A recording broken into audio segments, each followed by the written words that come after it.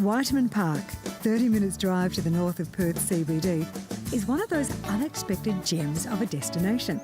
There is so much to see and do, it's no wonder it's been twice voted the state's premier tourist attraction.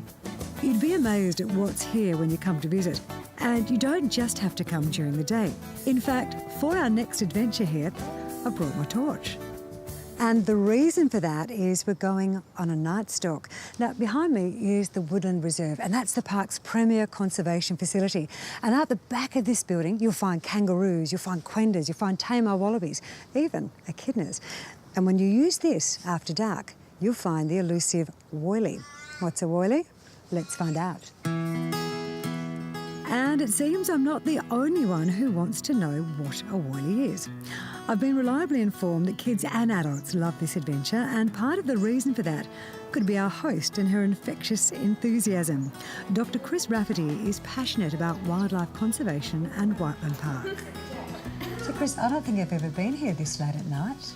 This is a beautiful time of the day actually in the park, and we've got a gorgeous night to go on tour. Tell me, what exactly is a Woylie? A Woylie is a very small member of the kangaroo family. We call them macropods, but these guys are critically endangered, and that's why we have a colony here that we're captively breeding, and they're doing great.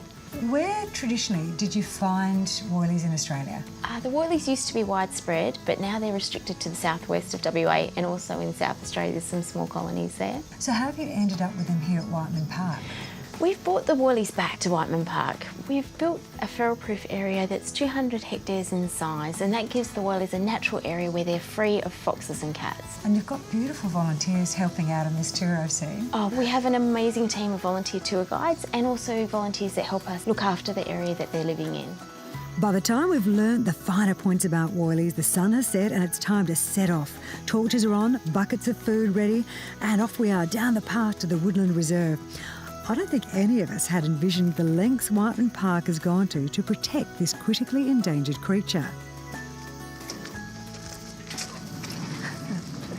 This is a serious fence. It actually runs for 10 k's around the Woylie enclosure.